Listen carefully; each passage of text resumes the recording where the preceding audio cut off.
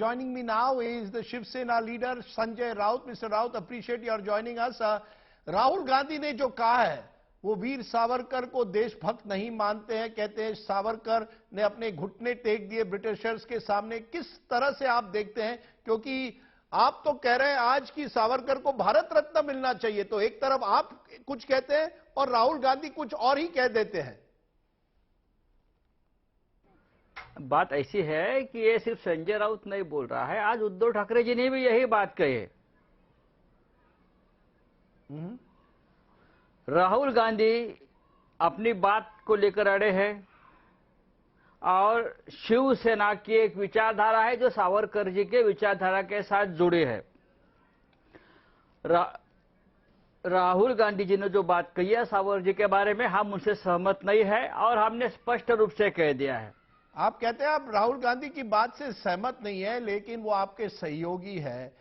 क्या कहीं ना कहीं जिस तरह से ये महाराष्ट्र में एक बार फिर सावरकर का मुद्दा उठता है, कहीं ना कहीं ये क्या एम्बैरेसमेंट हो जाता है, एक बीजेपी को एक अपॉर्चुनिटी मिलता है कि ये जो अलायंस है इसमें मतभेद है, एक दिन आदित्य ठाकरे भारत जोड़ो यात्रा से जुड़ जाते हैं और दूसरी तरफ हम देखते हैं कि कुछ ना कुछ ऐसी चीजें हैं जिसमें आपकी और उनकी विचारधारा मिलती नहीं है, इसके लिए एम्बैरेसमेंट है या नहीं?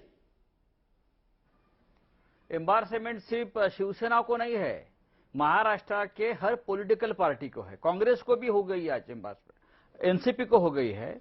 देखिए महाराष्ट्र के लिए नहीं तो देश के लिए, महाराष्ट्र तो ज्यादा ऊपर देखता हूं मैं, वीर सावरकर हमेशा एक रिस्पेक्टेबल और श्रद्धा का स्थान वीर सावरकर जी को महाराष्ट्र में रहा है।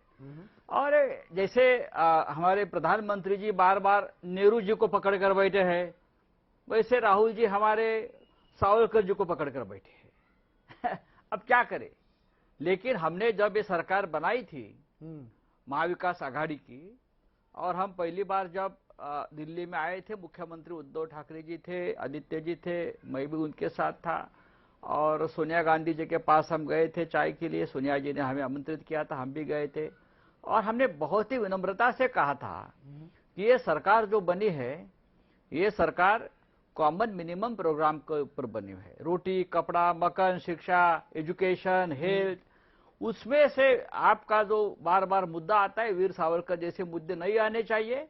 हमारी राय बहुत ही अलग है और हम वीर सावरकर को एक क्रांतिवीर मानते हैं, क्रांति पुरुष मानते हैं, और हमेशा हमारे दिल में उनकी लिए जगह रहेगी। लेकिन सर ये तो कॉमन मिनिमम प्रोग्राम जब आप सरकार में थे, महाविकास आघाड़ी की सरकार थी, वो तो ठीक था। अब आप विपक्ष में हैं, जब आप विपक्ष में हैं, एक साथ इलेक्शन लड़ने की बात होती है, बीएमसी का इलेक्शन आता है, क्या आपको लगता है कि आप वाकई लड़ पाएंगे? क्या राहुल गांधी की कांग्रेस और उद्धव ठाकरे की शिवसेना इन मतभेदों के बावजूद एकजुट होकर चुनाव लड़ पाएगी, या ये सब धीरे धीरे आप लोग डिवाइड होते रहेंगे?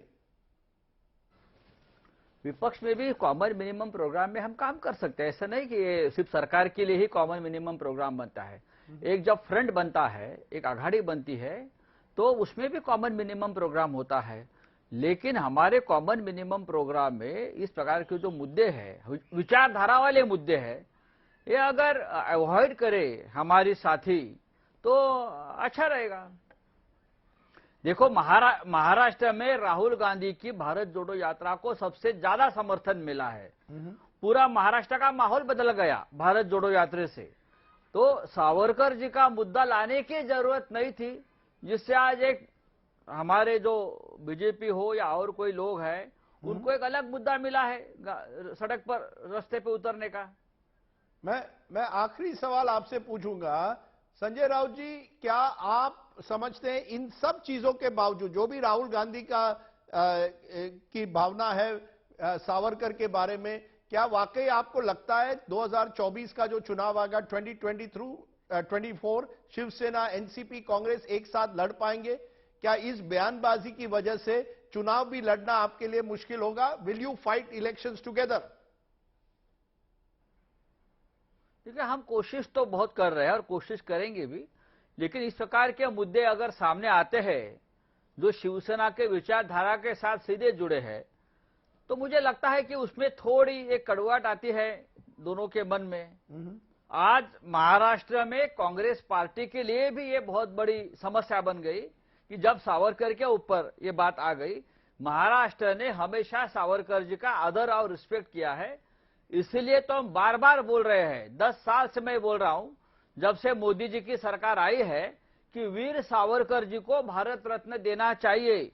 सिर्फ सावरकर जी के नाम की जपमाला लेकर आप बैठे हो, तो जो हिंदुहृदय सम्राट वीर सावरकर और बाला साहब ठाकरे, उनको आप भारत रत्न दीजिए और अपना जो प्यार है वो सच में लाइए।